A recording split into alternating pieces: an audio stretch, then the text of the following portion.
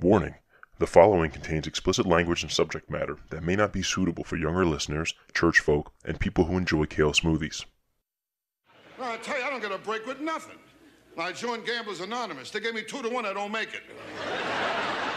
Now, with gambling, I'm never lucky. Well, last week at the track, I shot off the opening gun and they killed my horse.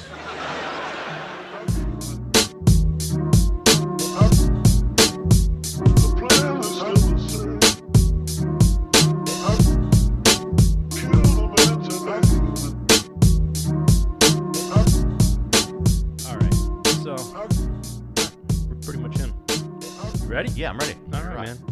Welcome back to APodAmongstMen. I'm your host, Steve B. Here with another episode. I got the man Chad Fandel in the house tonight. What's going on? How we feeling? Doing pretty good, buddy. I appreciate this, man. Hey, man, thanks for coming by. Chad, you are the host of the Perfected Podcast. Yes. We had your little bro in here two weeks ago. Yes. Corey. Now you got the better half in. Yeah, we got the big dog in here now. Yep. So, yeah, man, I like it. You're another podcaster, part of our little local network. Yeah, absolutely. It's like you, Sweeney, me. Anybody else do podcasts that we know of? It's funny because all I do is listen to podcasts now. That's Me too. That's all day. But a lot of people aren't into it like that. You know what I mean? It's surprising doing this, and they're like, "Oh my God, you're the first podcast I listened to." It's like, dude, there's a world out there to get involved in. It's crazy. Yeah. I really started listening around like 2016, like 17. I think it was like 17.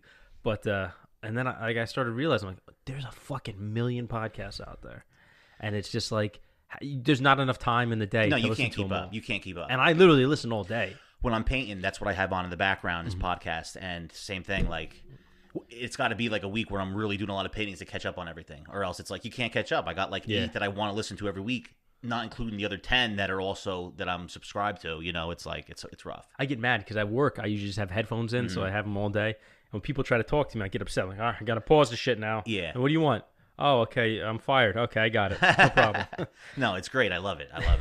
We're going to get into that because I have a lot to say about it. Cool. So why don't you tell the people a little bit about yourself, like who you are, what you're all about. All right, myself, let's see. So grew up in New Jersey, Raritan, New Jersey. Went to high school. From there, I went to... We went to same high school. All the way back to grade school. Yeah, true.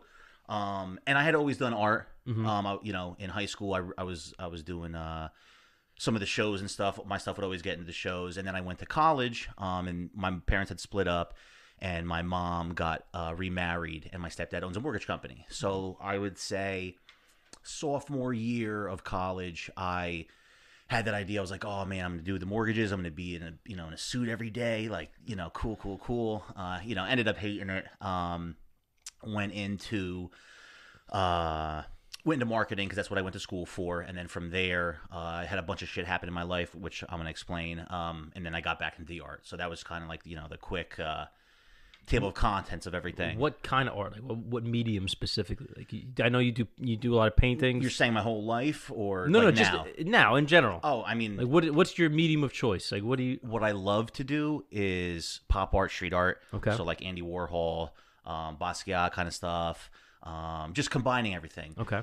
What I'm doing now is the moneymaker right now to say is the portraits. Like I have like a little style where I could do either black and white or color portraits. With Facebook, that's kind of what exploded. I did one of my brother. It was a black and white one of him and his daughter. And then from there, just people started hitting me up. That was like the third painting I ever did. And then...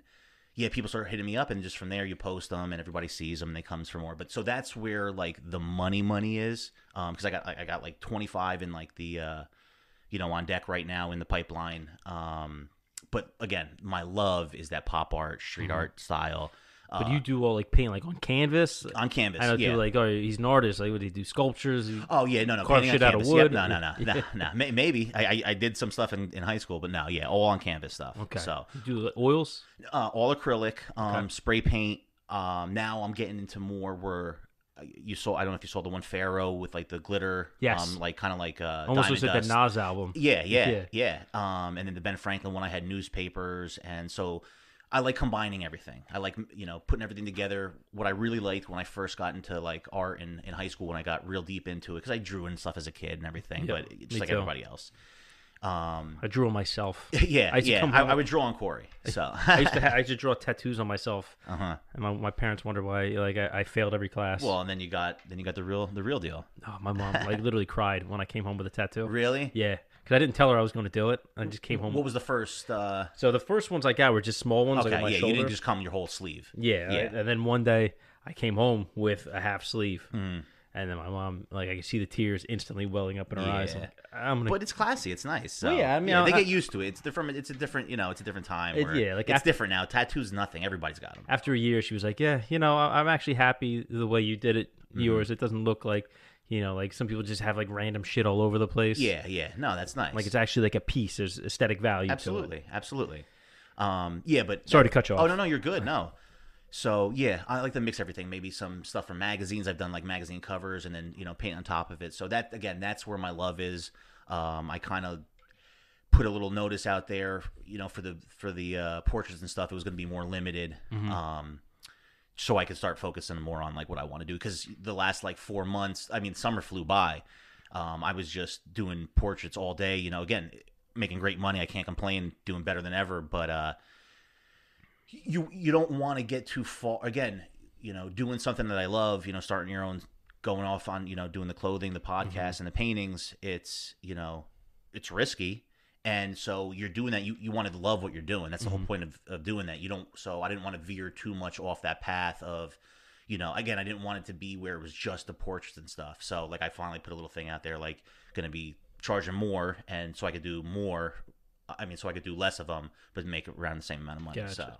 So now you mentioned the clothing line. Yeah. Like, once you, I know you started a clothing line, but I don't. That's as much as I know about it. Yeah. So the whole Perfected thing, the clothing started first, actually. Mm-hmm. So when I went to college, I drank and stuff in high school at parties and stuff. I tried. No. Yeah. So I tried weed like maybe like 2 or 3 times, nothing crazy, but I never got high. So I just Okay. never really did it. I never did till after high school either. So went to college. My roommate did, and a bunch of my buddies did. So I tried it like one time, but I was like blacked out, so I was like puking everywhere. Then like at the end of the first semester, and I have like a real addictive personality, and we'll get into that. But yeah, so I tried it like the end of my freshman year, going into the summer, and 2 of my buddies from home, I kind of told them about it. They were totally against it too, and then we all kind of got into it. But so yeah, I started like again. 2 bowl hits maybe at the end of my freshman year. By the sophomore, like 3 weeks into my sophomore year, I was selling like quarter pounds. Like so, like that's what I mean. Yeah. So did that. Quick escalation. Quick escalation. It's all or nothing when I'm doing something. It's a gift and a curse. So did that. Got real into that, and I started like gambling a little bit. Love sports. Always loved sports. So that kind of took over like all of college. That's what I did all of college. I always had money. In high school now, I always had a job. So like I was used to having nice things, and I always wanted to work for it. You go to college and you're able to sell that and gambling and stuff. It's all that extra pocket money. So it's real nice. I was down a couple times in college. I'd say maybe like $1,000. Maybe like the most I was down was like $2,000 once. But again, I was selling like a lot. Like I got real deep. Like I was real deep. Got into the murky waters. Yeah. Going to Philly, once a week with like 40, 60 to 60 pounds and like 2 like big hockey duffel bags. Jesus. So, but yeah, so when I was down with betting, I had that. Did that through college, kept gambling and stuff. So now like I graduated in 2009. So like 2010, 2011, still doing it. 2012 is when now after school, after college is when I went and first actually I was going to do, I wanted to be a lawyer. Took my LSATs and stuff in college, did really, really well in my LSATs. Actually had a couple, teachers actually write up the recommendations and stuff. What's funny is, I said my parents got divorced when I was going to college. And my sophomore year, when I started smoking weed, I had a 1.0. So I was like, on academic probation, like everything. Started doing better, but then like my junior and senior, I was there for 5 years. So my junior and senior, my last year, like I really killed it. So, but again, that 1.0 really hurt. So like my GPA wasn't great, but I did really good on the LSATs. I was thinking about going, that like summer and fall after I graduated. I was working like a paralegal with a lawyer. And then I just went into my stepdad's company. I was like, okay, fuck it, let's just do that. So did that when they look at that 1.0, you had to come up with like a clever excuse for that shit. Yeah. It was a rough semester. I just saw Schindler's List for the Yeah, first yeah. time. It really hit me. Yeah, and I'm a bullshitter, so it's like, oh, listen, man, my parents got divorced. Like, it was real tough. Like, I That's was really perfect. finding I mean, myself. it's- Oh yeah, it's terrible. I buttered the Yeah, bread. Yeah. It's terrible, it was but ready to it's go. a perfect excuse. Exactly. So that was like through like 2012. Then I left the mortgage company. I moved back home because I was living in Hoboken at the time. So I was like kind of like lost. Like, I was having a blast. Like, from now this whole like college again. I went out and stuff in high school, but didn't go crazy. College and stuff, I was just like, I was in a frat. It was just partying all the time. Then I moved to Hoboken. So if there was like an 8, 9, 10 year span where I was just going hard. So it's like 2012. I was leaving the mortgage company. I was going to start working at doing marketing for hospitals, and I kind of was stopping with. I was kept gambling, but I was stopping with the selling everything and stuff. And again, I was just kind of like lost. You know what I mean? Like, I didn't know what I wanted to do. Just kind of going through so the motions. I'm moving back home. I had just broken up with like, my girl, so I was just kind of like lost. Doing construction with my dad again until I figured out, again, it was the hospital marketing, and then I left there, and so home doing construction with my dad, just kind of like, what the fuck am I doing? That summer now, 2013, I went on like a crazy like spree where I'm like hitting like everything. I'm making like picking up like 15, 20 grand a week sometimes for this betting stuff. So I'm like, I got to go do something. So I ended up going to move back to Hoboken. I'm like, oh, this is going to get my girl back, all this. Like, it was a like sick bachelor pad, 1-bedroom bachelor pad in Hoboken. It was like $2,300 a month or something like that. And I paid like 6 months up front, you know what I mean? Got like 70-inch TV. This is me being an idiot, just being a complete moron. Actually, yeah. So like that summer going into this, I had started thinking I wanted to do a clothing company. I was making all this money. I was like, oh, I could put it into there. But I was like, no, I got to get out of my living situation. And again, a lot of it was trying to get the girl back. And the clothing actually was going to be called RSVP at the time. That was like my first ever idea. And then with trademarks, that was already taken. So make a whole bunch of money in the fall of that time and move back to Hoboken, spend all this money on everything. And the day I signed the lease, I was just like, this is like such a big mistake. This is like such a huge mistake. How long was the lease for? I signed it for 6 months, but I paid everything up front, security deposit. So everything was paid for, bought all the stuff. Like, again, place was empty, couches, everything, paid for everything up front, all that stuff. But again, it was a time where I remember it vividly. I was sitting there. I was like, man, I could put all this into into the clothing thing. Because that summer, summer 2013, going to the fall, where I moved back there, was when I came up with Self Perfected. Me and my buddies, we had a shore house that summer in Belmar, and just a couple weeks in a row throwing out ideas and stuff after RSVP got canceled, and I just Self Perfected just kind of stuck. How'd you come up with that name? And this is another thing that's so funny is now, 4 or 5 years later, you'd be like, oh my God, this is amazing. This makes so much sense. It wasn't that at the time.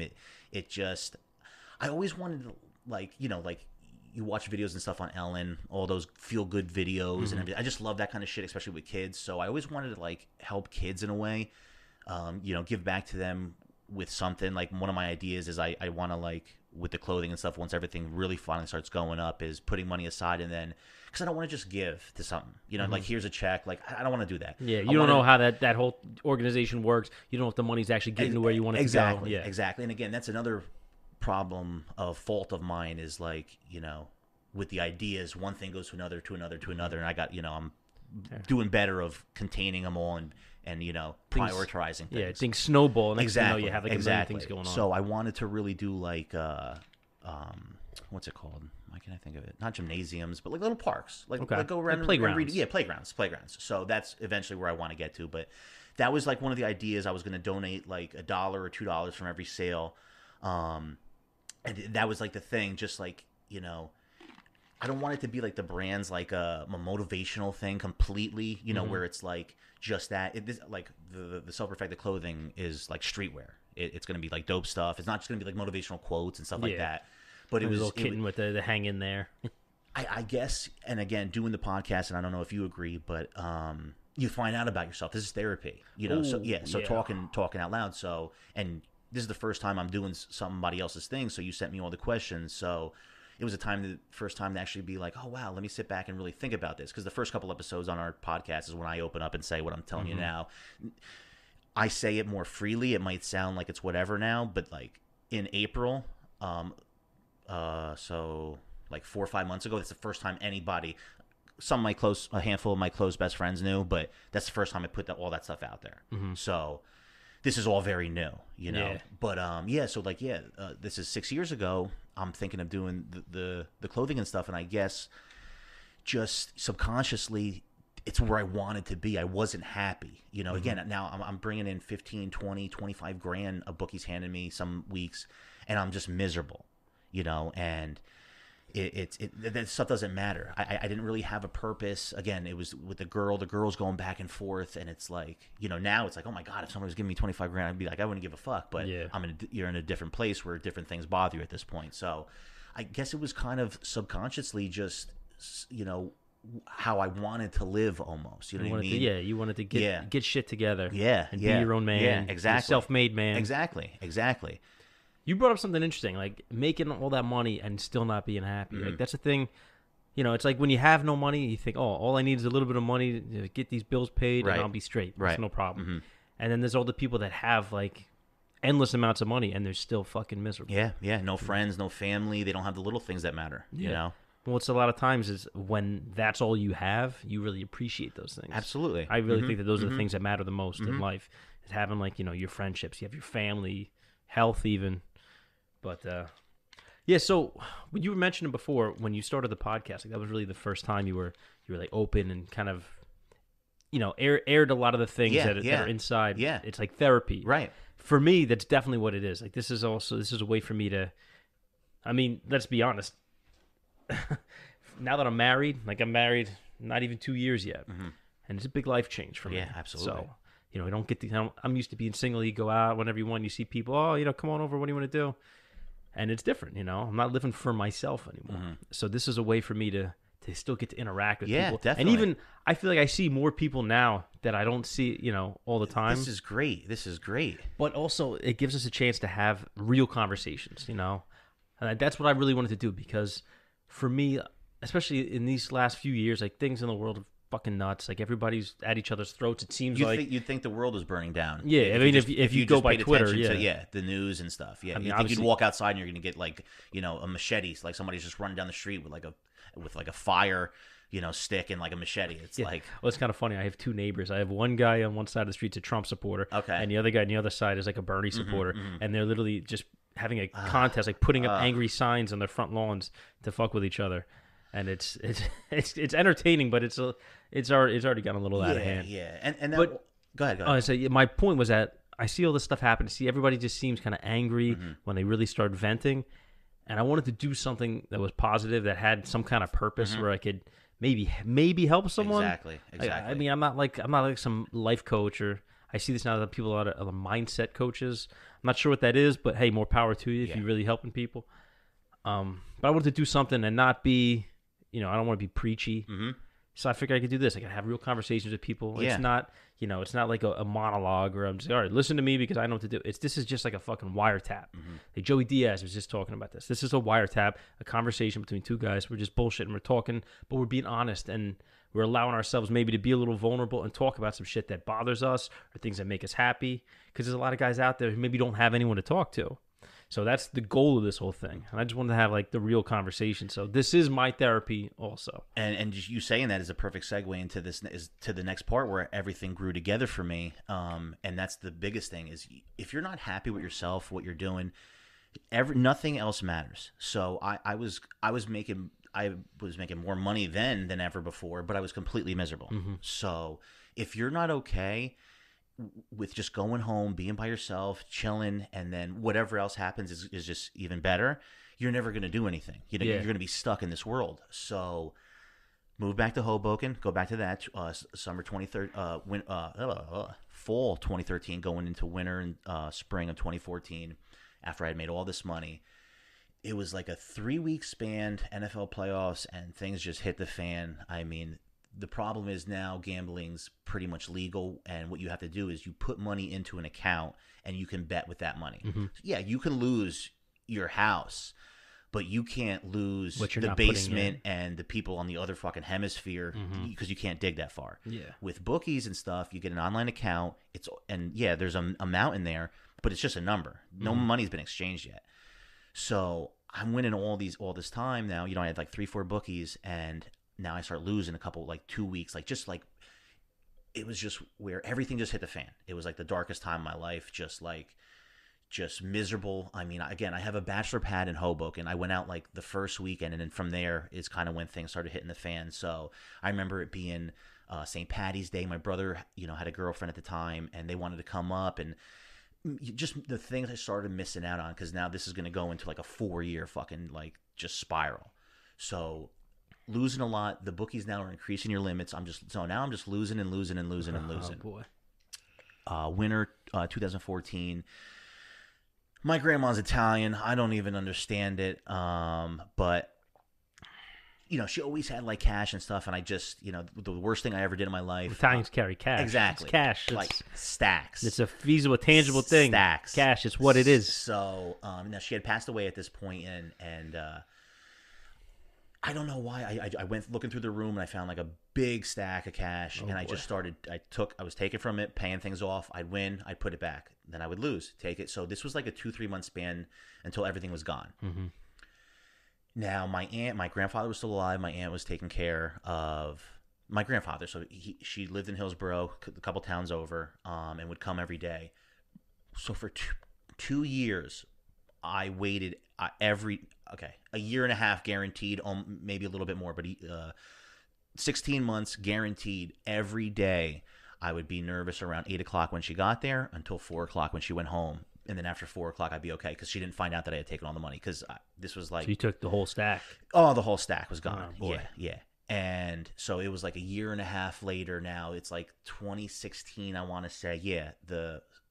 Now, here's what sucked was didn't suck, but I was working like 2 jobs, and again now I had put on a ton of weight, like a ton of weight. I was always good looking kid, in shape, did sports. Here and there I was a little chubby and stuff, but always like in shape, never anything. It's always a struggle. Yeah.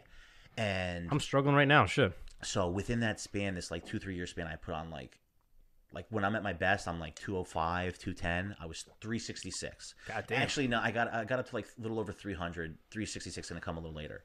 And you're a tall guy too. Yeah. I'm 6'1". I'm 5'6", so 6'1" is pretty tall. Yeah. No, it is tall. Yeah. So that all happened. So it's like summer 2016, going into the fall of 2016, and finally she finds out. And they had known about the gambling and stuff once or twice, but this was just next level. My dad kicked me out. 2 of my best friends ever, Laquan and Rashawn, I ended up staying at their place. And again. Yeah, shout out to Laquan and Rashawn. Absolutely. Recurring guests, you might know them. Supercar Twins. Yep. They made the intro music. Yep. Go look them up, guys. Yep. Sorry, great guys. And so, and again, taking a quick segue out of it, but talking like this is what people want to hear. And this is the real just shit, like the vulnerable you started shit. Yours. That's the whole self-perfected thing. That's what I. Yeah. At the end of the day, even though we veer off here, veer off there, what we're talking about, at the end of the day, the core is this kind of stuff. Giving people, the reality, the truth. Everyone fucks up. And when I put this out Absolutely. there 5 months ago, so many people were like, "Oh my god, dude, I had no idea." And it's like, yeah, dude, like shit was. I'll tell you a story when you're done. Yeah, it's along the same lines. So got kicked out, stayed over there. Now at that time, I was still betting and stuff, but I was winning and making money, and I never would have put it all back. It would never have happened. But as a compulsive gambler, in that frame, that mindset, it was always I was going to put it back. There was jewelry, there was coins everywhere. I never touched any of that because I couldn't. Again, I'm not trying to talk myself out of it. I was a scumbag. It was the worst thing I ever did. There's little justifications we have in our mind. Again, I'm just being honest. That was I get people it. are like, "Oh, what did you think was going to happen?" I thought I was going to win and put it back. Yeah, of course. That's what I fucking thought, like an idiot. And so she found out. Yeah, got kicked out, stayed there. Now at this point, Yeah. So again, I was working. I was working like 3 jobs. I was working overnight at Home Depot. I was working with my dad. This is right before I got kicked out because I forgot something had come up where they had found something out, but not like a huge thing. It was like maybe like a couple grand or something. And so I was working overnights at Home Depot. Then I'd wake up, work construction with my dad, and then I would work with Corey on the weekends doing the DJ gigs. Okay. That was, I mean, it was so embarrassing in a point. Now, again, I told you I went on like a 9-year run where bottles, everything. Big baller lifestyle. Now I'm 100 pounds overweight, soon to be 160 pounds overweight, and I'm working 3 fucking jobs, barely sleeping. But I was semi-content, except obviously I'm waiting for my aunt to find that out. But I'm working, and because again, I never had that like structure. It was always gambling, selling drugs, doing this. So it was always that fucking high, high paced life, that high action, high risk reward. And that kind of numbed me for a lot of stuff. Like it always made me think, oh, I could get out of this. I could get out of this. I could get out of that. Kind of with the fault with taking all that, thinking I'm going to make it back and put it back. It's just one of those things where it's like it hasn't happened yet, so maybe if I don't think about it, it will never happen. Exactly. And so now it's 2016 fall. I got kicked out staying with the twins, and back to working at that job. It was the day that my aunt texted me. I was even thinking about going back to Rutgers to get my master's degree. I'm driving through the Rutgers campus, just clear my mind. Again, I'm living a year and a half every day worried that my family's going to find out, all this stuff. She texted me. She's like, I'm telling your dad, they said to get all your stuff, get out. Luckily, I had my brother who, you had on here, biggest support system in my life. Shout out to my Corey. Backbone. Shout out to Corey. Closing with Corey. We'll talk about him more later. And my mom, luckily, was there by my side. I don't blame my dad and my aunt though for kicking me out. I mean, that was needed. Yeah. I would never have, things wouldn't be how they are now if all this stuff didn't happen. Well, look, a big thing is that you're talking about this, but you're taking ownership of what you did. Yeah. A lot of people won't even do that. No. They're just going to, this fucking asshole kicked me out. It's like, well, you're kind of leaving out a big detail there. Oh, yeah, I should have got my ass kicked. Yeah, but but that's a big thing is to take ownership of the things we do. Right. And so this is now, like you said, 2012 is when Instagram, and I apologize going all over the place. Don't worry about it. It's been a crazy week. We've had a crazy week, both of us. 2012 is when Instagram popped off. So 2013 is kind of when it really started kicking off. Now it's like 2016. This is kind of when like the art, and just like where you could use it as a business. Where you could start using Instagram as a business. So there was a couple artists and stuff doing all the street stuff, and that's why I was like, you know what, maybe I could do a clothing thing. I've always loved clothing. In high school and in college, especially when I went to school in PA, bringing Jersey style over there. Not that they didn't dress good. Shout out to all my boys over there. But my closet was literally just for everybody. Come in and take your stuff. So I always was into the clothing and stuff. So that's why I was like, you know what? Let me see if I can monetize this. So this guy, Alec Monopoly, does a lot of like street art. And he's like one of the guys that I first got involved with. And I kind of took like 2 of his pieces and combined them. And just did it just to clear my mind again. I just got kicked out. I'm looking for a job. I started doing construction again, but what kind of construction? Like, what were you doing? And then at this time, it was like interior design. Okay. Yeah, and again, now I'm like 100 pounds overweight, but I'm working and I have some kind of structure. Again, nowhere. I'm at the bottom of the mountain. I've been at the top. I'm at the bottom. It was just when it was such a monkey off my back when they found out. Yeah. Because again, that's a year and a half of every day. Sleeping 8 a.m. You're like sleeping on a landmine. Oh yeah. You wake up in sweats. Wake up in sweats. I'm drinking. Yeah. Another thing was I started drinking a lot. It was a drinking problem, but the drinking was because of the gambling. It was a coping mechanism. Exactly. Yeah. I mean, dude, I would get home, just pounding beers like those. What are those called? Like the tall boys, like the dollar 40s. I can't even be around one. Like if somebody cracks that and I smell that cheap beer, I'll like throw up still. You talking about the tall cans or the bottle? Yeah. Oh, yeah. okay. Like that's because I had no money, so that's Gotcha. what I'm at one point. I'm living in Hoboken in a $2,300 a month fucking place. I got 7 pairs of Jordans. Like there was like these little shelves, and I had them like all displayed. 70-inch TV, 3D shit, the iMac, the big screen, and I have to figure out if I'm gonna get like 2 24 packs to get through the day, or if I'm gonna buy like food. Like it's like, And again, you don't understand, like, everyone has stuff. And here's the thing. This is terrible. And when I put this out there, people are like, oh, my God, I feel so bad. Listen, people got it way worse. And that's what you have to realize. You can only live your life. You can only deal with what you're given. I didn't – yeah, I chose this, but, like, you know, some things just did happen too at the same time. Parents getting divorced, like all that stuff. I decided to go on this just rebellious route almost. And that's all you can do. You have to just take responsibility, but also understand that, you know, you could get through stuff and you get through it, and because somebody else has it a lot worse, you know. And again, this shit sounds horrible to some people, and some people are like, oh, that's not that bad. That's just the spectrum, and you have to understand that. Well, I know, I was going to say I have a little story. Here's something. I've never actually shared this story with anybody, even my good friends. So when I was, let's see, this is around 2000, the end of 2003. Okay. Like, I just graduated. Okay. I went to high school. I started going to community college. I didn't give a shit. I didn't know what the hell I wanted to do. I decided I wanted to be like a tattoo artist. So Mom says, well, okay, so go to Raritan Valley Community College and just take some art classes. At least that way it's putting you in the direction you want to go. Started doing it. The teachers were all like hippies. I didn't like it. I was like, all right, I don't really like it. I decided on a whim, I'm going to join the Marines. Okay. Well, it just so happens I know some people. I knew a guy who was a recruiter. I used to train martial arts with him. He's like, all right, listen, you sure you want to do it? I said, yeah. He said, all right, I'm going to sign you up. But now this guy he worked in Pennsylvania, so he lived near my biological father.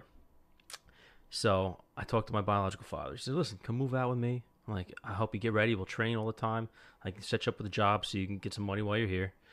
So now it's like a couple months go by. I'm working, getting ready, and training, doing PT every week. Now, I don't mean to cut you off. When you sign the papers, are you in? No. Like, okay, you're not in until you set foot in Paris Island. Okay. So luckily for me, so while I'm working for my dad, he had his own dojo, but he would also work a day job. He got me a job as a plant. They made like parts for like water purification. So it was like a warehouse job. Yeah, exactly. I ended up dating a chick that worked there. And now it's like the months leading up to me leaving, and now all of a sudden I'm in love. Of course. And like a couple weeks before I was supposed to ship out, I got in a big fight with my dad, and I moved all my shit out of his house. And as I was leaving, I was carrying my bags like an asshole, and I tripped coming out of the front door, and I fucked my ankle up like real bad. Oh, wow. Like real bad. Like I didn't even go to the doctor because I didn't have insurance at the time. Yep. So I just knew my ankle turned like fucking black, and I couldn't walk. Damn. So I called the recruiter. He's like, listen, I'm going to push your date back, stay off your ankle. We'll, address it in a couple weeks. Okay. So now I have all this time. I'm laid up. Can't do shit.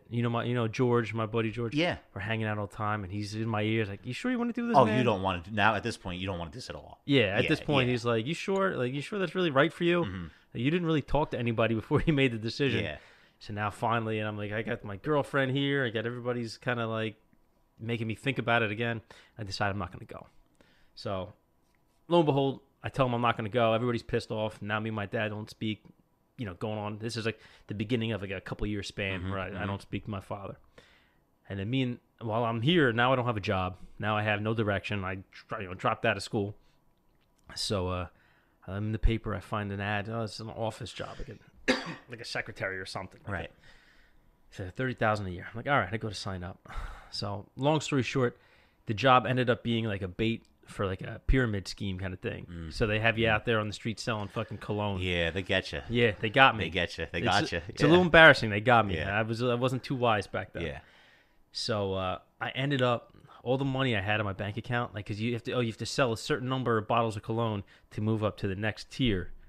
Dude, I'm thinking I'll just buy the bottles myself. I'll move up, and now I'll start making money. Bro, drained my bank account. Yeah. I had nothing left. Yeah. Like to the point where this girl, I was gonna hang out with this girl. I couldn't do it. I didn't have enough gas money to get there. Yeah. Bro, and you know what? And it's embarrassing. Humbling too. Yeah, it's very humbling. Yeah. So now I have to start from scratch. Got my old job as a lifeguard back eventually, and it's just, and now I'm looking back on it. Like when it all happened, I'm like, how fucking stupid was I? Like it wasn't even like I had an excuse where I was trying to win money back. Like this was a fucking. It's a scheme that I fell for. And you remember that moment. Yeah, man. Just like I said, I had 2 shoeboxes full of money, probably like 60 grand, 65 grand. And I'm like, I could have started a business. I could have started a legit full blown business. Oh yeah, man. And but again, you can't hold on to it because in my case, if I didn't stop, I would never have stopped that lifestyle, that gambling. You had to hit bottom. Maybe it would have happened. I was 26, 27. Maybe it would have happened when I was 45 with 3 kids and a wife. Then you're fucked. Yeah. And you fucked 3 fucking kids. And Now it's your not wife. just you. Exactly. Yeah, it's everybody. So you gotta, no matter what comes at you, you have to think about the positive. You know, and that's one thing I learned is not focusing, because one thing I always used to do was just focus on the negative. Any kind of situation, it would just cloud my. Now when things happen, and again, it comes with going through stuff. You know what I mean? Obviously, you listen to what I just fucking said. That's going through some shit. Teaches you a lot. Yeah, and you just take, no matter what the situation is, you know, and you're gonna fuck up, but as long as you're not a complete scumbag, you can get out of it. You know, and there's gonna be a tomorrow, and you just be better and do better tomorrow. Yeah, you're only beaten when you stop getting back up. Exactly. When you give up. Yeah. Yeah, man. That shit's tough. Yeah. Kudos to you for getting that story out of me. And I honestly that's never share awesome, that. man. Even my best friends. There. Hell yeah. It's an embarrassing story. But just because it's opening up, and But that's exactly. That's the what point. you said when we started was this is what people want to hear. Well, know? listen, bro. Like I said, we went to the same grade school. Yeah. Like I remember my little sister was in 2nd grade and Yeah. she had a crush on you. Like that was the first time Yeah. I was aware of who you Yeah, were. yeah. You know what I mean? So and we, we've known each other, but we've never Absolutely. really talked. So Absolutely. you came at me with this Yeah. honest, Yeah. heartfelt story. Yeah, Like, yeah. I can't leave you hanging out there. Yeah, buddy. yeah. No, that's awesome, and that's what keeps people coming back, and that's Yeah. what and I don't know if you have stuff where people could write in and stuff. Again, I know you haven't even been in it for a year or two, but you have a place where you want people to write in too. You know, Yeah. and tell your stories. That's we got one email, but that's where we want to eventually get with the segment of the show where people are writing in. See, our stuff is like love advice, kind of many other things. So we want to stick to that love advice realm. Or again, we do like I said, my first 2-3 episodes were about me. Then Corey did his thing with the baby mama stuff and having a kid young. That's why it's love advice, kind of, and many other things, because we do it all. And Yeah, you don't want to limit yourself. Exactly. But you want to have some kind of a direction. An open platform. I'm the same thing. Like this mainly for the betterment of men in general. Right. But at the same time, we can talk about whatever the fuck we want. Absolutely. We have episodes we talk about movies and shit. Absolutely. So And going back to with the paintings and stuff and the clothing, there was a couple times where I actually did put out a T-shirt. I sold 300 T-shirts. It was just my logo. Sold 300 T-shirts. My thing at the time was when I did that, it was probably plus 70 pounds extra before I got to the plus 100. And then, like I said, it was 2017 where I hit that 360 mark. And that's just, it's I got to lose 160 pounds. I'd go to the gym. I'd be there. I'd think of something. All it would take is one little thing oh, you didn't put the pillows on the bed the right way. I got to go home. I got to get out of here. You know what I mean? I do good for a week or two. And again, I have that fucking, what's the word? The addictive personality. Addictive personality. So I don't see something happen in a week or two, I'm done. Well, that's the hard part, because it takes at least a couple weeks to see any kind of results. Absolutely. With weight loss. Absolutely. And again, I don't want to just lose weight. I want to get back to my sexy self. So it's just that constant pressure for yourself. So I was a hermit for some, again, handful of my close friends had seen me, but for the most part, I mean, I posted on Instagram old pictures. It was always a Throwback Thursday when I would post something and just memes and other stuff. But I found my love again when I got kicked out. I'm at my Twins. I paint that one picture that Alec Monopoly kind of had done. I kind of remixed it. Again, just it was my first painting ever. People loved it. Somebody asked for something else. I did it and I posted it. I did the thing for Corey. I did it. I posted it. Now Facebook sucks, but at the time that was Facebook was the only game in town. That helped me blow up. And from there, another thing with the clothing, why I could have had a couple things come out. I had some money at some times, but I'm the face of the company. I'm going to be the one fucking doing the pictures and posting them. You know what I mean? So I wasn't ready. So that's why that was a 5-year thing to when now it's finally starting this winter. In the spring, it's going to finally start coming out. But there was 6 years, so many times I would post stuff and I was ready to go, but I wasn't ready to go. Gotcha. You know what I mean? So that with the paintings, kind of just doing stuff, always throwing out little ideas in there and keeping people updated. But the paintings took over then. Then the paintings really took over. It helped me. I was doing the construction when I got kicked out, and doing the paintings. I started going to GA, and I was doing therapy. I had done therapy in college a couple times when my parents got divorced, just trying to deal with that. my mom was like mad cool. My dad like made it like a real tough time. Yeah. So just dealing with that. So I had done it before, but yeah, I was doing all this now to get the family back. And again, I had like 17 credit cards. Owed book on top of that, then bookies owe them cash. So I had to get like a plan. I never had like a budget. Again, in college and stuff, I had a credit card. In Hoboken, I had a credit card, but I had all these sources coming in. I was just paying stuff. I didn't even like check shit. I just whatever it was, I would pay it. Yeah. So yeah, I put a plan together, and then after maybe a little less than a year, I started talking to my aunt again. Now my aunt was like a second mom to me, so that's why it was big. And then like a year and a half, I started talking to my dad again. And that was probably like 2017. So now we're in 2019 and things are like great. But again, that took me owning up to everything, doing the GA. I don't do the GA anymore. I talk to my therapist maybe like once every 2 months. And that's another thing. You find out what works for yourself. This is just what I did because, I went to actually one therapist. He didn't work, so I went to another one. I went to 2 different GAs meetings until I found the one that I liked. I don't go to GA anymore. Not that I used them and left, but it got to the point where everyone's different. So just because he can't do something doesn't mean I can't do something. And I don't like when somebody tells me that. When I'm being honest, like I'd go to the meetings, I'd tell them, hey, I was able to watch football, didn't care, and it was like no. Instead of being like, okay, maybe it's not okay, but at least you're telling me what you're doing. Yeah. Like again, I'm not saying I have the answers to everything, but I know myself. And just because that guy over there can't watch football, or everybody's different. He's gonna be sucking dick under a bridge to make money to pay off his guy, doesn't mean that's the route I'm going. It's like, great gambling stories start off so hopeful. It's like I was up $16,000.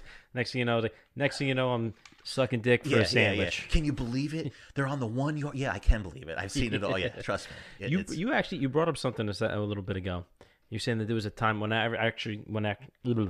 after everything happened, everything went down, you weren't speaking to your dad for like a year and a half. You said, I'm going on almost 4 years now. Wow, this is actually the 3rd time I'm not talking to my dad. Yeah, it's 4th time for me. This is really, I'll own up to it. The first time, no, I'm talking to him again now, but this last time was my fault. The first 2 times, I have to put it, again, I'm just being honest, I have to put it on him, but yeah, this last time was my fault. But the first time was like a year and a half, same thing, then was like a couple months, and then this 3rd time was like a year and a half. Yeah, for me, I had 2 times when we were still in high school.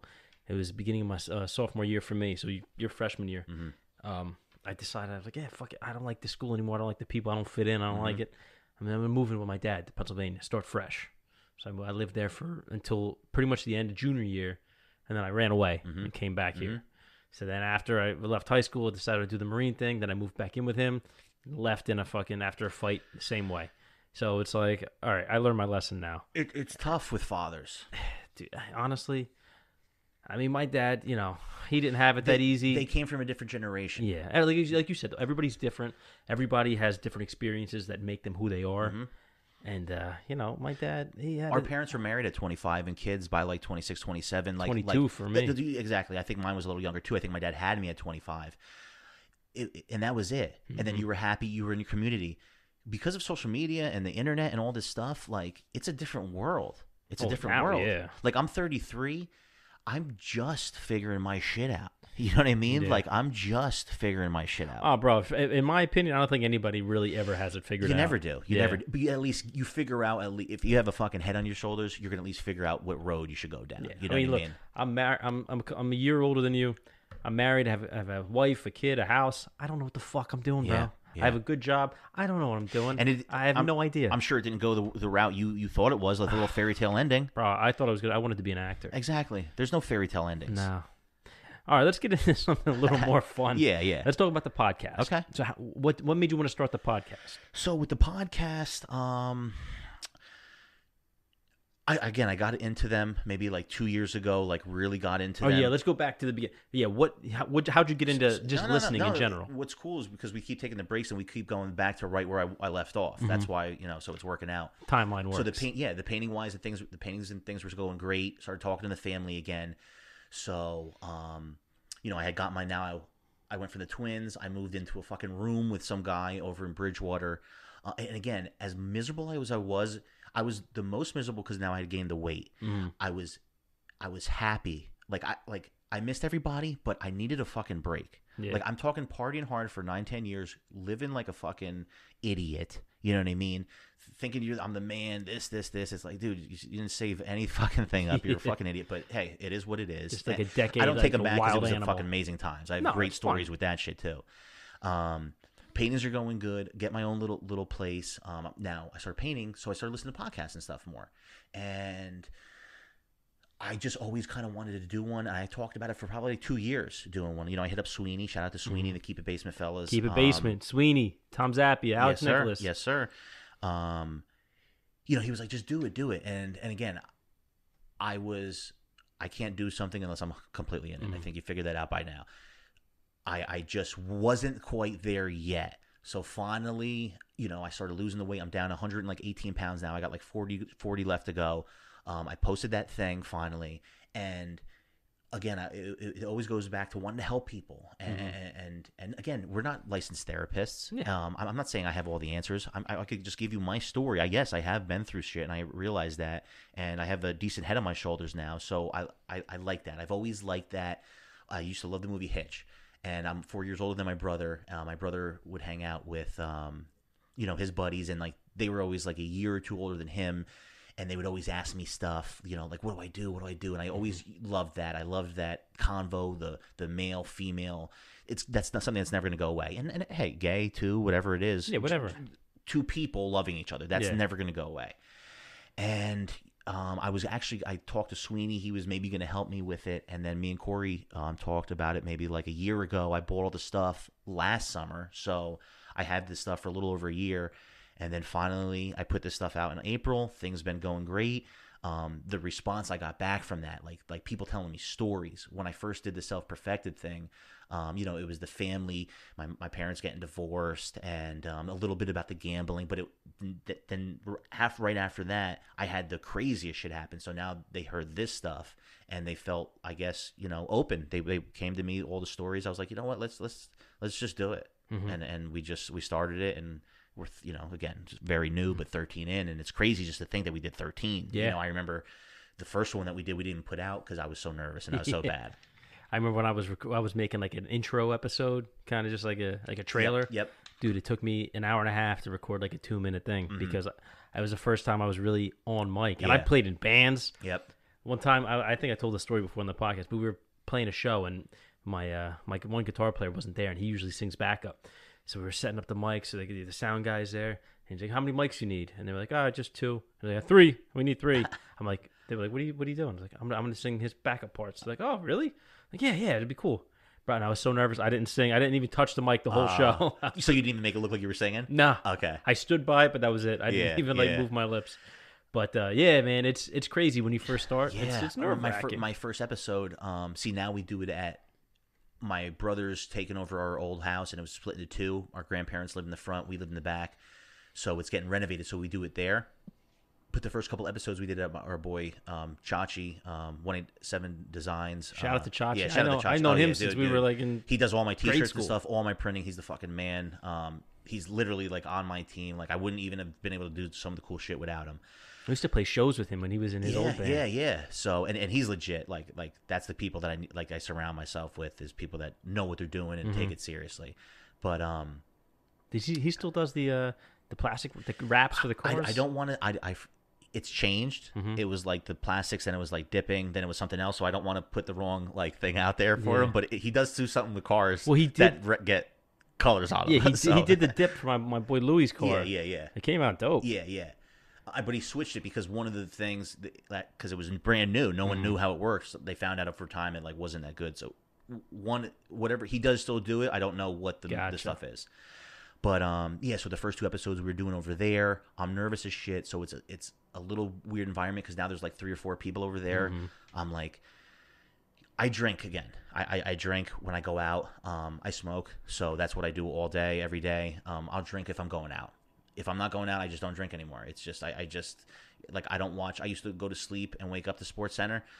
I don't watch it anymore just because of that used to console my life. It was all sports when I was gambling. I would go to sleep maybe at 4 o'clock in the morning, wake up at 7 o'clock. You know, if I got the text that my aunt got there, I was like, okay, I have like a couple hours. I would plan out bets. So I watch sports and stuff, but nowhere near where it was. You know what I mean? But I still love football now that football's back. The NFL, that's every day. But so yeah, I was nervous. And then, me and Corey were like, let's do it over here. We did a couple at the house, and it was just a great vibe. And then when I move into the back area, I'm going to make like a nice studio because we're going to start doing like video podcasts and stuff. Let me ask you this. When you first started like listening to podcasts, what'd you start with? You remember the first one? Bill Burr. Okay. Yeah, Bill I Burr. listen to him every week. I really got into Patrice O'Neal. You know Patrice O'Neal? Of course. He is my hands-down favorite. If he was around right now, he would be a good bajillionaire because he was made for this time, this politically correct time. But, you know what it is? I feel like it got like sometimes I think because everybody like refers to him as one of the goats, like especially in the New York comedy scene, like everybody holds him in the highest regard because he was there. He was there for Kevin Hart, for everybody, but because he was part of that Comedy Cellar because crew. of him, how he wasn't allowed to come on shows and stuff. They weren't having that. But what I think is I fear. Not that I fear, but I wonder if he was still around, maybe he wouldn't have gotten the respect that he now has. You know what I mean? 100%. I agree with you 100%. That's because that's just like all like the rappers and stuff that pass away. Then they get elevated. Yeah, that absolutely, like that no, absolutely. But he was that good too because you hear him when they talk about it. But that like immortal respect, absolutely, because he passed away too early. You know what I mean? Yeah. When I started listening, I was watching. Mark Maron had a show on IFC. Absolutely. Yeah. And I knew him from like back in the 90s from his old stand-up. And I was like, let me check this guy's show out. And the whole show is basically about his life now as like a podcaster and everything. I'm like, oh yeah, the podcast, he really does that. I'm like, well, give it a shot. And then I got into that and Rogan. And, Rogan, and then it absolutely. just builds out from there. And Tom Segura. Yep. So in the beginning was Bill Burr, and then did you used to listen to Opie and Anthony on the radio back? See, I didn't even know any of that stuff. Again, it was literally my life was all sports. So what I was saying before, actually, it's funny. I have no sports whatsoever. It was all sports. So as bad as that time was, again, I don't want people to feel like bad for me. Like I put myself in that spot, but I didn't see people for years. I'm eating every day. As miserable as I was with the weight, it was nice. I was like, man, this is really nice not to have to worry about the sports. I watch a movie.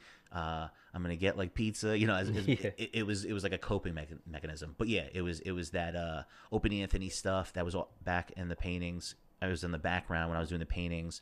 Then the Joe Rogan, Joey Diaz. Now it's the Ovan, Chris D'Elia. I like Chris D'Elia too, but Chris DeStefano and Giannis Pappas. They do the History Hyenas. Tim Dillon. Tim Dillon right now is my favorite. I actually just went to Tim Dillon. What did I say? Monday now. 2 days ago, Saturday. Stress Factor. Killed. I got tickets to see Joey Diaz next month. I'm going there too. Which Saturday show? Yeah, I think late night. Yeah. Boom. See you there, bro. Yes, sir. We'll get a couple drinks right before. Perfect.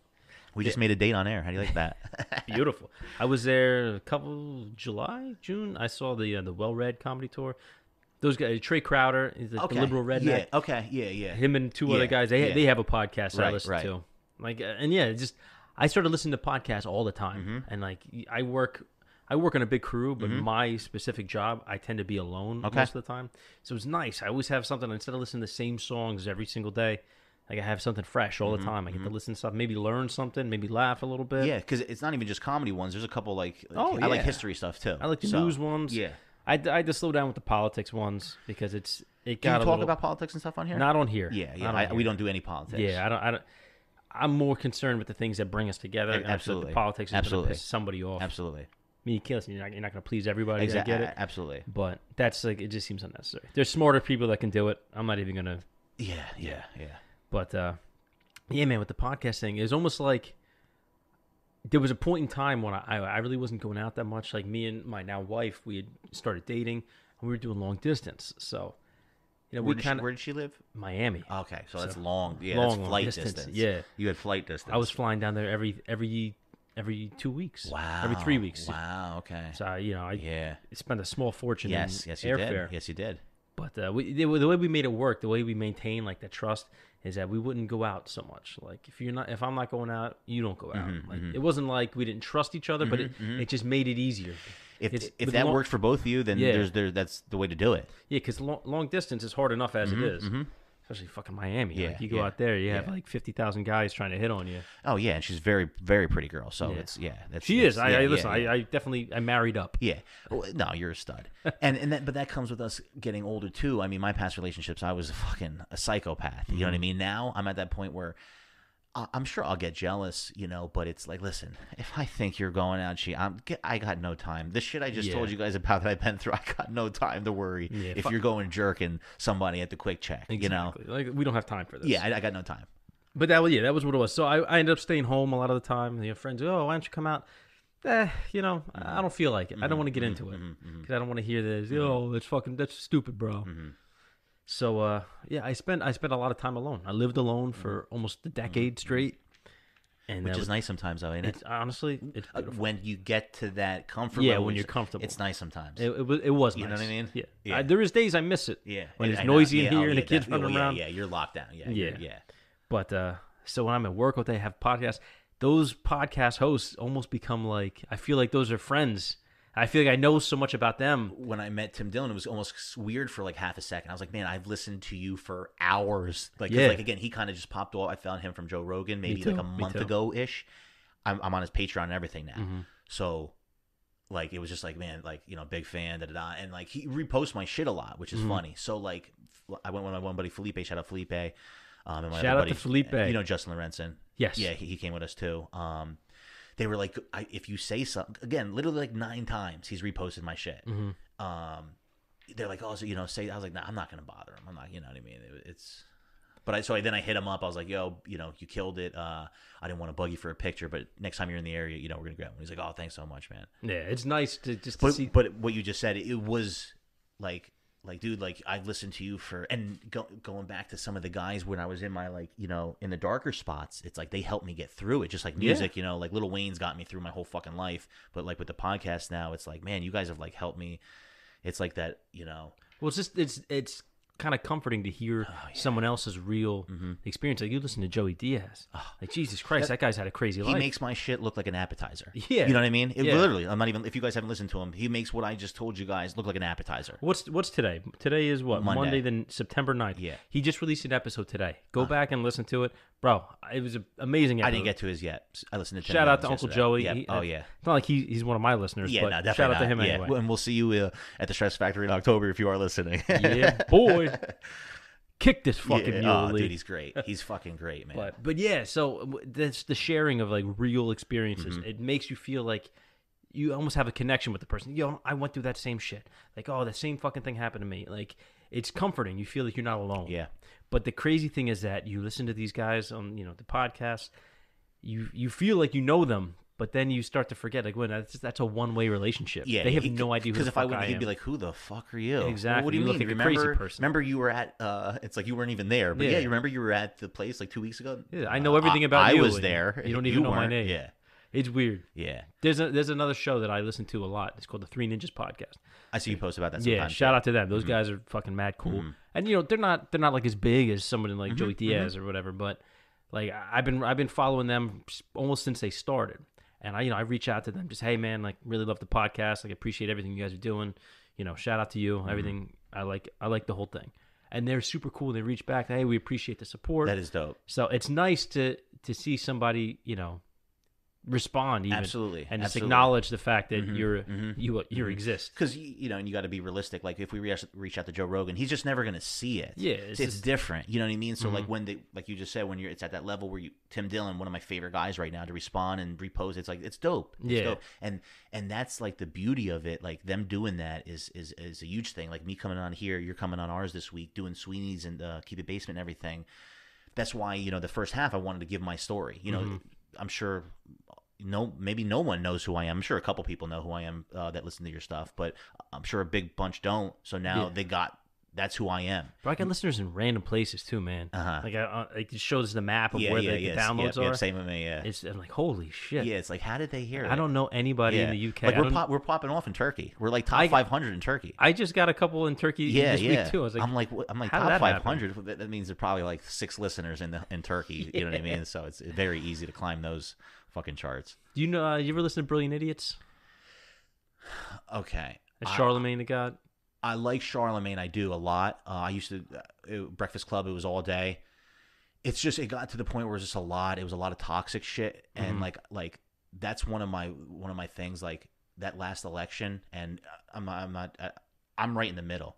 I am right in the middle. People that lean real right or lean real left, you're crazy to me, because there's things on both sides that it's like if you don't agree with a couple, it's like it doesn't make sense. Again, not going into it, but that last election, shit just got crazy, and like the Breakfast Club, it was like I kind of just stopped listening to them as much because I would get angry, and I'm like, why am I getting angry? So I like tried to like limit that kind of stuff. So I kind of went off with Charlemagne, but Andrew Schultz, I like him.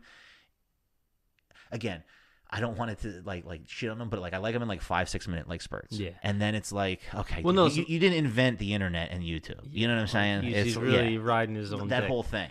I mean, listen, the guy is doing great. He fucking broke through in a way that nobody else has. I started following him. Even I just said that I started following him. He's got great stuff, but yeah, no disrespect to him, but yeah. Sometimes you have to switch it up. But the reason I ask is Charlemagne has his bodyguard, his boy Wax. Okay, I don't know if you're familiar with him, but he always comes on the show. Okay, he's fucking hilarious. He started a podcast with this other chick that was on another podcast, and like you said, like I was like, you know what, like I'll share something or like respond to stuff that they put on the show, and he like reposted some of my stuff, and it's a great feeling. Hell yeah. So like especially any like the listeners out there, anybody listening now, like fucking reach out, bro. I'll be happy to fucking to respond. Like I love when I get listener feedback, and they don't understand how huge that is. Reposting your stuff, that's free advertising, that's free marketing. Absolutely. And that means that they really like it. That's why I did like a little raffle for everybody to post and stuff, because it's like, dude, that's not annoying. That's how we're gonna get our name out there. Yeah. You know? If not for the listeners, what the hell are we doing this for? Exactly. So with your show, you said you do a lot of like love advice and stuff like that. Like would you say that's the meat and potatoes of the show? Like, that's where we want to stick it to. Again, the tagline is the Perfected Podcast, love advice, kinda, and many other things. Okay. So I can't put it out. I can't spell it out any better than that. Literally, love advice, kinda, and many other things. So, yes, the meat and potatoes is the love advice. What we would like is to have, we're trying to gear towards that last segment of the show, the last like 20 minutes, just like how Bill Burr does it, where people email him with it and people want advice or they're in a situation, and that's what we want. We've only had one email. We're very transparent. Like, I don't care, like some people will talk their shit up. It's like, no, this is where we're at. Again, we're competing against ourselves, because I want everybody that listens to me to listen to you. Vice versa. You're not taking anything off my plate. Like, there's enough. That's another thing with the clothing and stuff, the paintings. Nobody has. Look, you have a Samsung, I have an iPhone. It's not like what it was back in the day, where like it was like kind of more like, what's the word? Competitive. Yeah. There's enough for everybody. Yeah, the pie's big enough for everyone. I don't expect anybody when my clothing comes out to only wear my stuff. I'm not going to only wear my stuff. I don't only listen to one podcast. I listen to a bunch. Exactly. That's why I try to. I brought Sweeney on here. I brought you and your brother on here. Like, I always shout out other podcasts I listen to. Like, shout out to Three Ninjas again. Yeah. Like, it's all about positivity. Like, I'm not competing with anybody. Right. Like, you're doing something different than I am. I'm doing something different than Sweeney is. Like, we don't have to step on each other's toes. Not here. At all. Like, it's all love. Yeah. Getting the name out there. That's one of the big things. And I wasn't sure how other people were. I only knew how I could be. I was kind of hoping, like, all right, I'm going to try to put like the good vibes out there. Hopefully it's reciprocated. But so far, man, I haven't been let down. Yeah. It's a nice feeling. And putting this stuff out is what we're doing. Again, I'm sure there's people that make fun of me and my brother. Yeah, I'm sure there's people that say I suck. I'm having more fun than I'm having ever. Yeah. More, it is and fun. That's all that matters. Isn't it crazy how fun it is just to sit here and fucking talk to somebody? To do what you love to do and to enjoy it is such a rare commodity. It's like, so that, but again, that all comes with time and getting to that point where in the beginning, when I put that post out about the weight and stuff, it was like the first picture I'd posted of myself. And at that point I was down, like, I think I posted that when I was, so it was like just over 100. That's when I weighed it to, when I was just over 100 pounds down. I posted it. That was the first time I showed an actual picture of myself in like 3 years. So it was like, oh my God, what? You got to get to that point where it's like, fuck it. I could care less what anybody thinks. I could care less. And that's when it kind of works out. But going back to that, that's the meat and potatoes of love advice. We want people to write in scenarios, questions, all that kind of stuff, and go over it. That's. So let's get into a little. Let me give you a little Q&A here. Sure, cool. So you're 33 now. Yes, sir.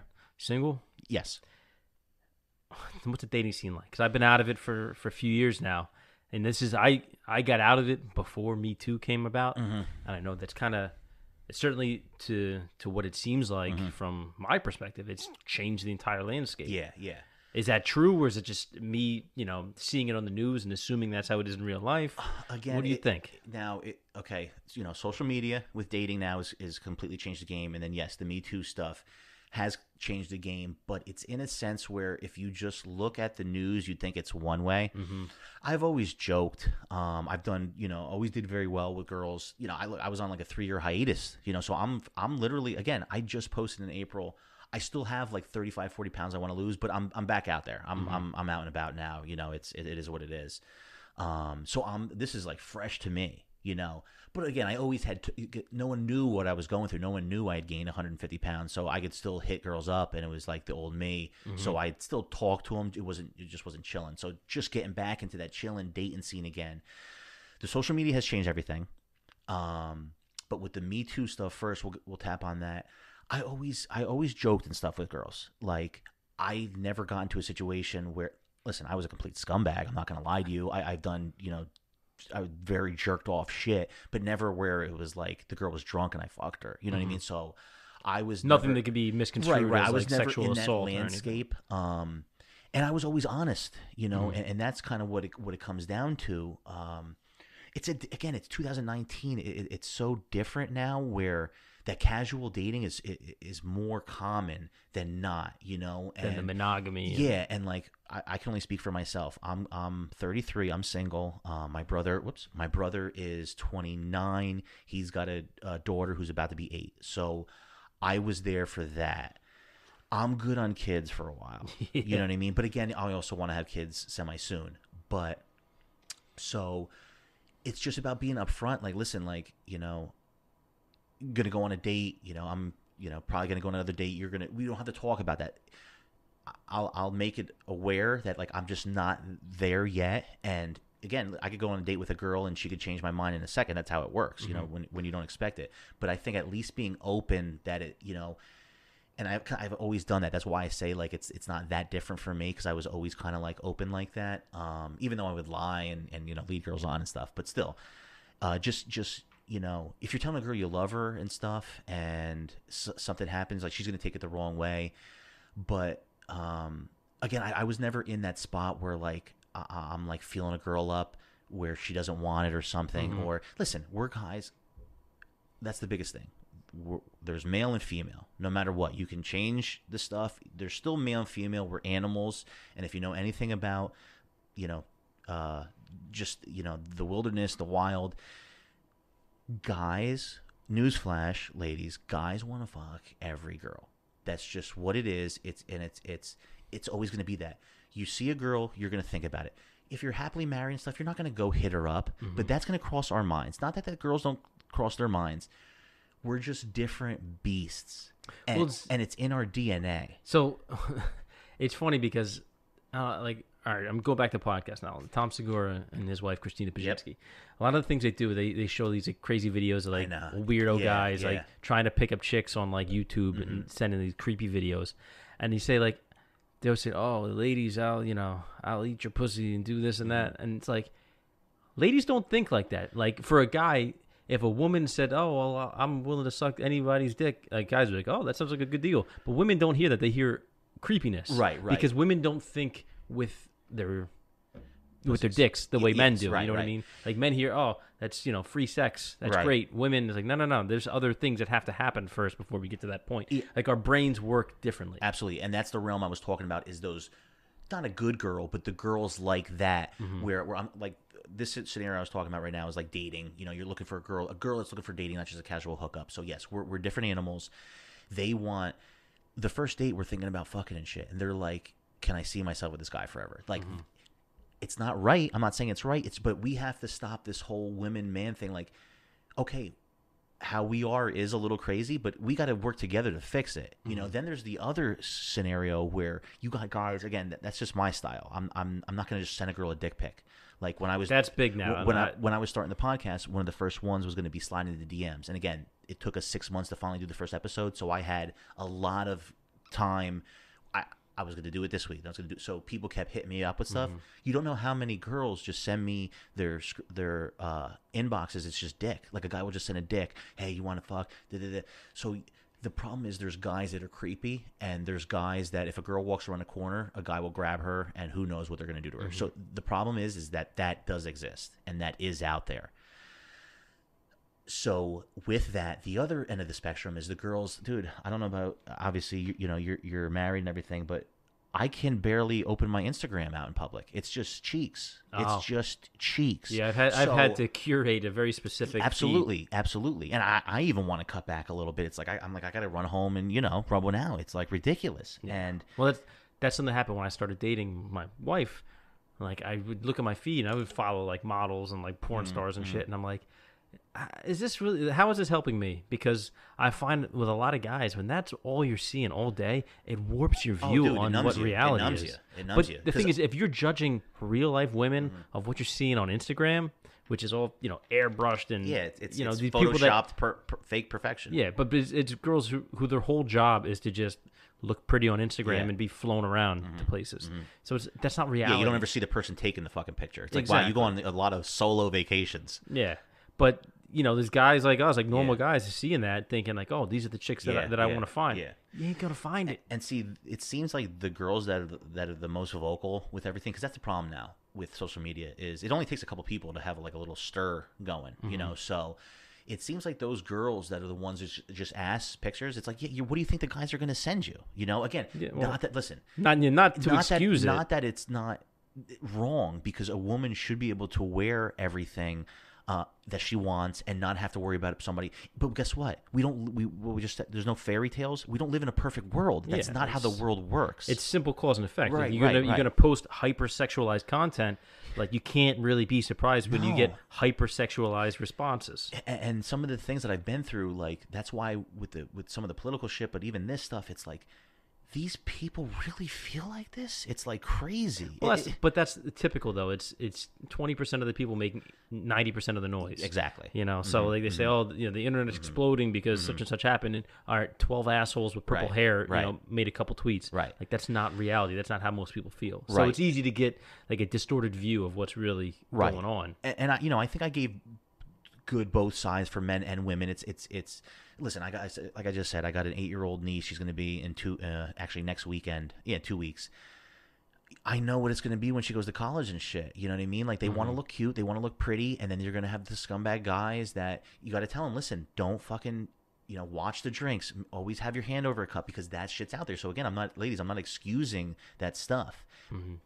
But it's out there, and it's not going to go anywhere. That's the thing that, like, so when we talk about you this have stuff, to take the world as it is, not how you want it to they be. kind of came in and just like guys are just complete scumbags. That's it. Like, you're not even allowed to make a mistake anymore. It's like, okay, some of the things that happen is fucked up, but how can we fix it? How can we move on? How can we move to the next step together? But that's what I wanted to really get at, is that, it's absolutely like the Me Too movement, like, you're calling out all this shitty behavior that's been going on all this time, that a lot of times, it gets brushed under the rug, or it gets ignored, or just denied. Like, people say, oh, fuck you, that didn't happen. Right. But, women have been living with this shit for decades.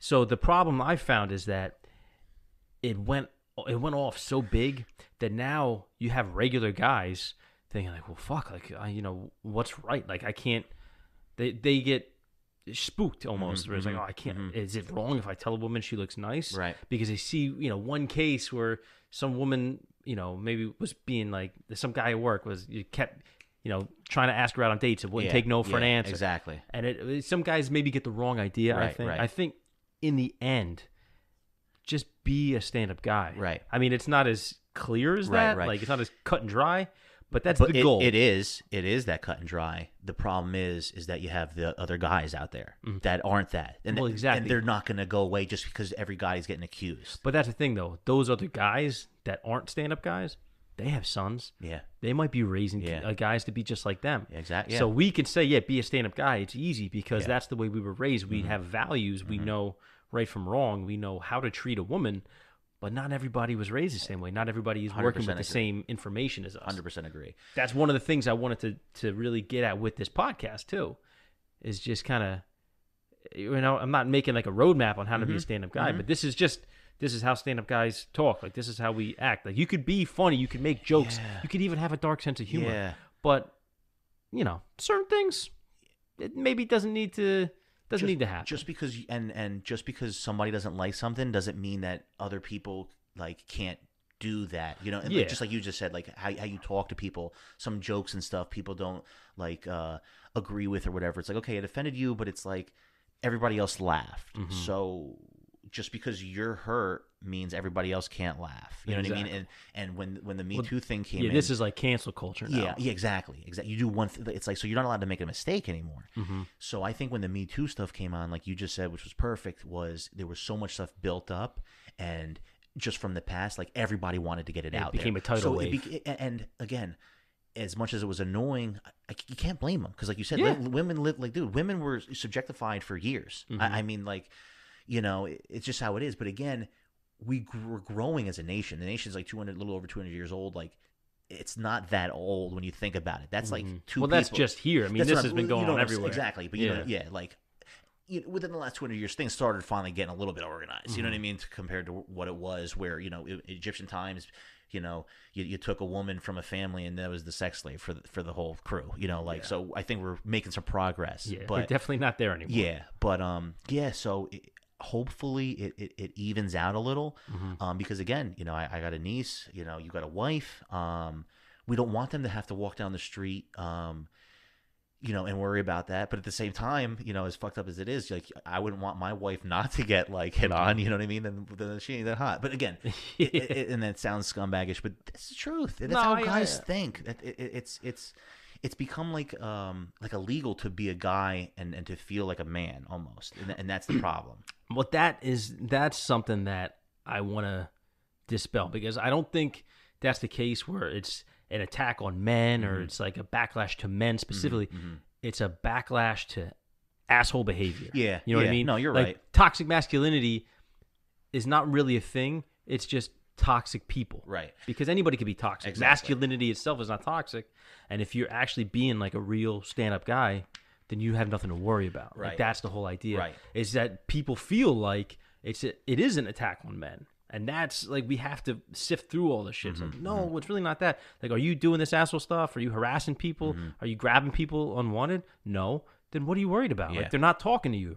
Like, that's the big thing, and it's easy to feel like, everything's generalized. It's like, oh, well, I'm part of, like, I'm a white male, like, I'm part of that group. And it seems like they're talking about the whole group. Yeah. And maybe it's also, the people that are delivering these messages could do a better job at being specific. But, listen, it is what it is. You just have to rest assured that, or not rest assured, but you really need to have confidence in your behavior and trust that you're doing the right thing. And listen, we know. You fucking know if you're doing the wrong thing. That's the thing. Like, you were you're saying only that before. bullshitting It's like, how is somebody yourself. going to know? If you're kind of thinking that, it's like, guess what? It's better to ask now. Yeah. Again, as much as it sucks, guess what? You got to adapt to the times, or you're going to get left behind. Then guess what? You got to say, listen, is this cool? Because I say that so many times, like, this is cool, like, you're good. Like, I've said that many times in college, even in college and stuff. So. And one example is like Harvey Weinstein. Like, that's like a scumbag, right? Yeah, that's like the extreme case. But here's the thing: how many girls fucked them, blew them to get a role? Yeah. I mean, seriously, that leaving that out doesn't help this argument. You know what I mean? Like, just saying all the time. And again, he's a scumbag. He's fucking it's disgusting. But I'm gonna say there was probably more girls that did it for benefit than got harassed into it, and and that's if you listen to anybody in, like, and so a lot of these people in Hollywood that have been in those circles, like, they're going to tell you the same thing. It's, listen, there's a lot of girls that just took the offer and were fine afterwards. Not saying it's okay. Right. Make that very clear. Very clear. But there's a lot of information that you can't just cherry pick, you know, you're not going to get anywhere just saying one side of the argument. Exactly. And that's kind of what happened. And again, I'm glad it's out now, though. 100%. Because now I don't want to hear in 2-3 years something happened Listen, we're learning again. Go ahead, ladies. Get it. Let's get it. Let's start fresh now. Yeah, well, no, they shouldn't have to hold starting it fresh because but yes, you shouldn't they are have to behind. hold that shit in. Yeah, exactly. One of the things too is that, especially as young men, we're gonna fuck up. It's gonna happen. Exactly. That's part of being a young You're gonna man. be drunk. A teenager, dude. Teenage boys, they're the worst human beings on the planet. The horniest motherfuckers. You're the worst because it's just you're completely driven. You're young, dumb, and full of cum. Fuck. That's all it is. That's it. And we're gonna fuck up. Yeah. We're gonna make mistakes. Yeah. And I'm not saying like, oh, you might accidentally rape someone. Like, no, that's there's no excuse for that. But I think one of the things that they bring it out is like, you're getting in a situation, you're hooking up, and the girl wants to stop, and like guys are like, well, listen, a girl should be able to stop whenever she wants. That's I no think means that, no, yeah, stop means stop. That's one of the big things that I'm on board with is like, okay, she led you on, but hey, if your dick's in her and she says stop, you got to stop. You got to pull it out, and that's it. That's just the way it is. There's no questions. Yeah, it's this or jail, buddy. Yeah, seriously. I'd rather have blue balls. Yeah, exactly. Yeah. Than Go have home. somebody fucking me. Yeah. You got all your safe stuff when you go home on Pornhub. It's like I'm pull it up and I'm light a candle and I'm good. You're gonna be all right. Yeah, bro. you're gonna be all right.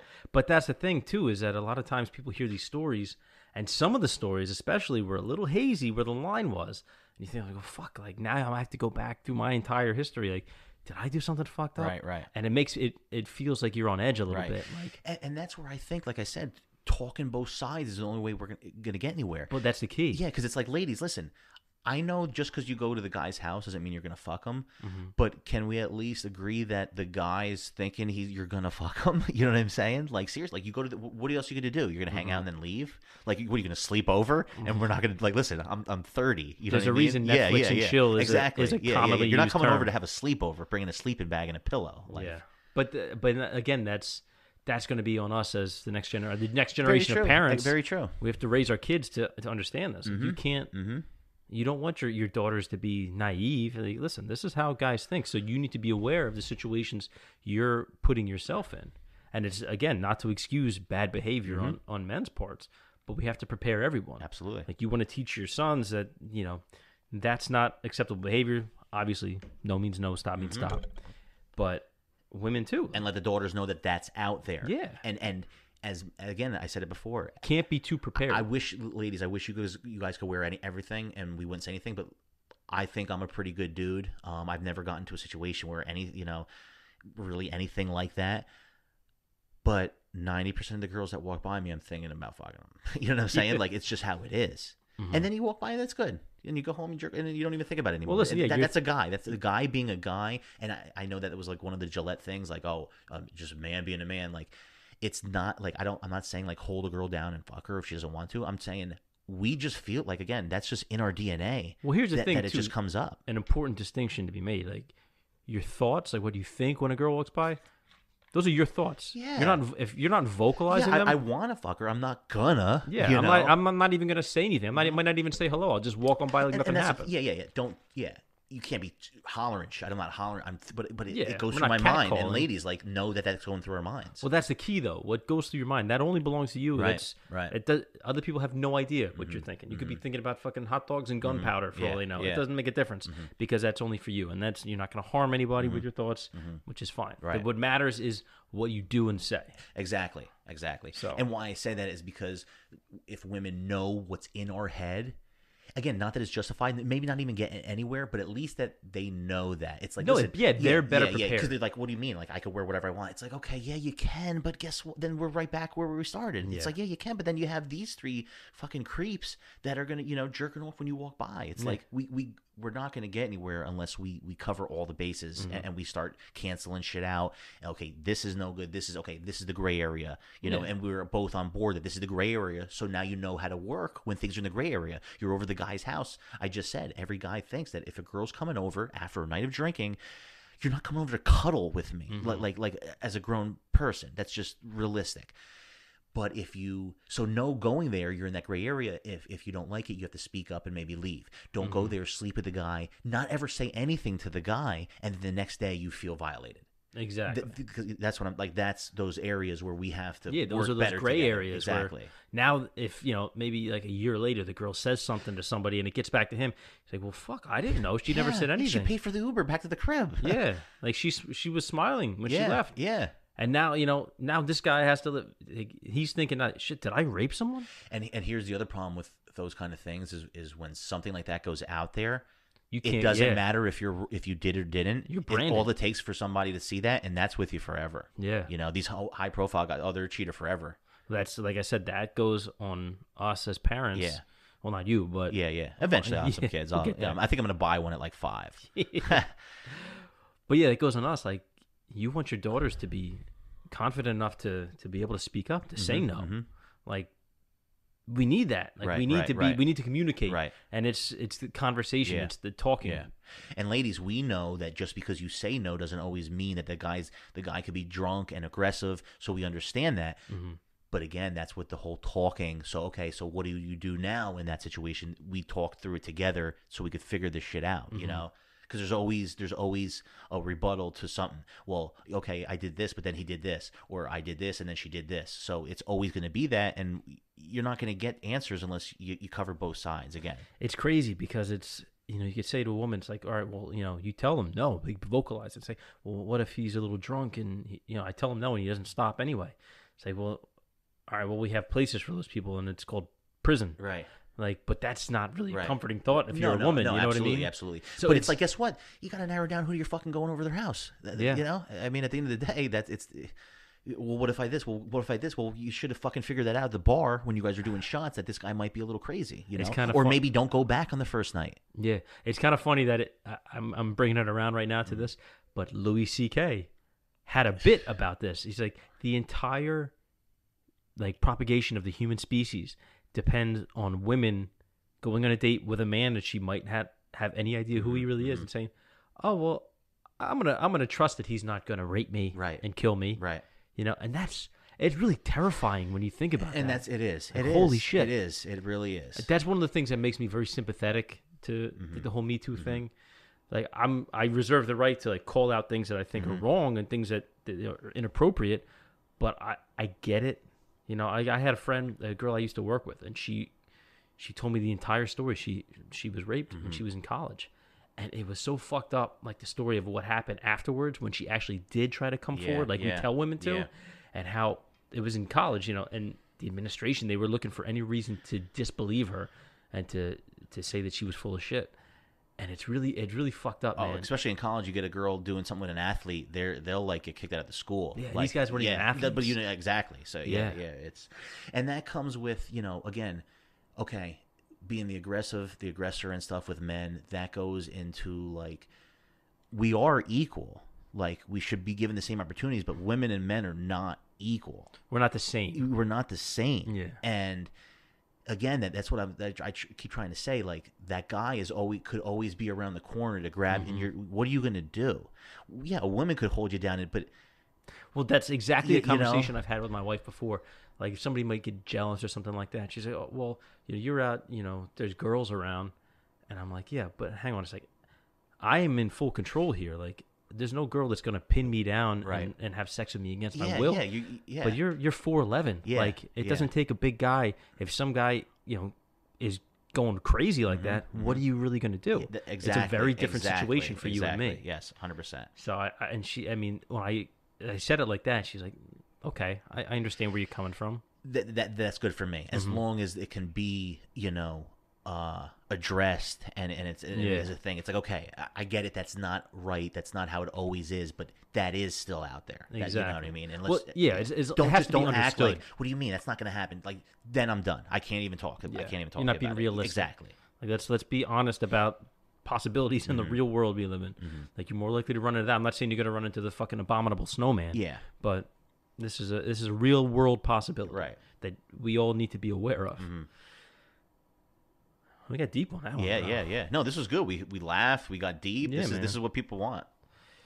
I think we're at an hour and a half already. Are we really? Yeah. Holy shit. Let me. Why don't we put a pin in it here? We'll save some for tomorrow. Definitely. or Wednesday. Whatever when it comes out.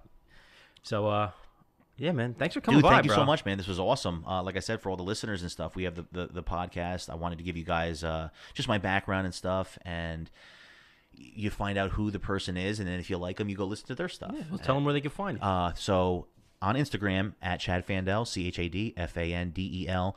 That's my name on Facebook if you want to, if you're like a fucking grandparent and you're still using that. But The Perfected Podcast, we're on the Apple Podcast app and Spotify.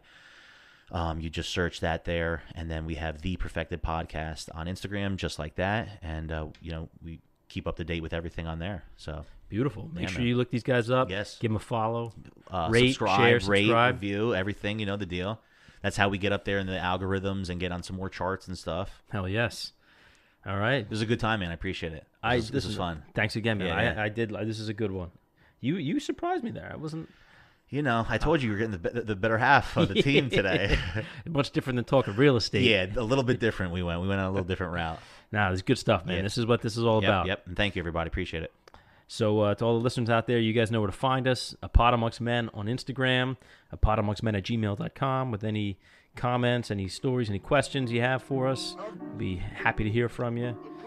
And as always, you can find us on all podcast platforms. Apple Podcasts, Google Podcasts, Spotify, SoundCloud, Stitcher, iHeartRadio, and on YouTube for the audio format. But I guess we'll see you guys next week. Thanks for listening. Peace.